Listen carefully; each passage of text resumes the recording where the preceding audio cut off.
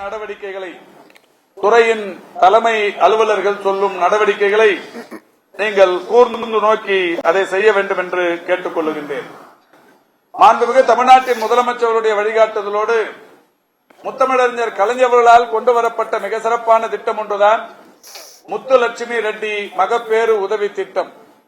அந்த முத்துலட்சுமி ரெட்டி மகப்பேறு உதவி திட்டம் இப்பொழுது 18,000 ரூபாய் வரை மகப்பேறுக்காக வருகிற தாய்மார்களுக்கு, ஏழை எளியவர்களுக்கு வழங்கப்பட்டு வருகிறது. தமிழ்நாட்டை பொறுத்தவரை ஆண்டொன்றுக்கு 7 லட்சம் மகளிர் அதன் மூலம் பயன்பெறுகிறார்கள். 7 லட்சம் மகளிர் இந்த மகப்பேறு நிதி உதவி திட்டத்தால் பயன்பெற்று வருகிறார்கள்.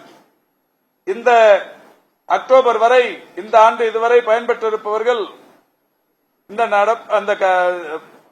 ஆண்டில் இதுவரை பயன்பெற்றிருக்கிற தாய்மார்கள் 3,02,843 பேர் பயன்பெற்றிருக்கிறார்கள். இது மகிழ்ச்சிக்குரிய திட்டம்.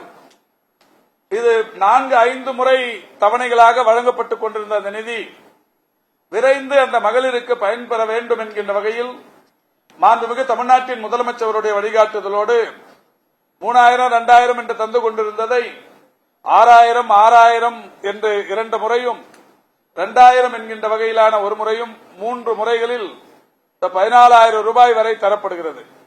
மீதம் இருக்கிற 4,000 அவர்களுக்கு பெட்டகங்களாக 2 பெட்டகங்கள் தரப்படுகிறது. இந்த திட்டத்தை பொறுத்தவரை 7 லட்சம் மகளிர் இன்றைக்கு தமிழ்நாட்டில் பயன்பெற்றுக் கொண்டிருக்கிறார்கள். இதிலும் ஒரு அதிர்ச்சியான சம்பவம் கடந்த வாரம் நடைபெற்றதை நீங்கள் நன்றாக அறிவீர்கள்.